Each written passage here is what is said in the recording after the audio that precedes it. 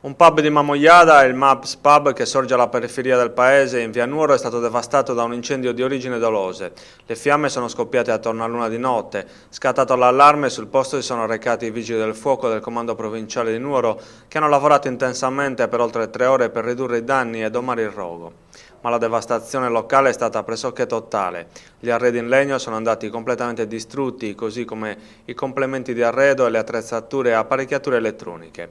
Il calore ha lesionato anche la struttura muraria e ben poco si è salvato. I vigili del fuoco non hanno trovato, a causa della furia delle fiamme, l'origine dell'innesco, ma un ingresso posteriore è stato forzato e la rapidità con cui si sono sviluppate le fiamme fanno pensare all'utilizzo di un liquido infiammabile. Saranno le indagini dei carabinieri della locale stazione e del comando provinciale di Nuoro a stabilire l'esatta dinamica dei fatti. Il locale è completamente ristrutturato da 2 ragazze del posto che lo avevano preso in gestione, avrebbe dovuto essere inaugurato sabato dando lavoro ad altri 3 giovani. Quello che rimane ora invece è un ammasso di rovine fumanti. Mamoiada è rimasta sconvolta da questo nuovo episodio di violenza che colpisce degli imprenditori. Sicuramente, come ha fatto in altre recenti occasioni, la comunità di Mamoiada darà una risposta ferma e inequivocabile a chi con la violenza vuol far ripiombare il paese negli anni bui del passato.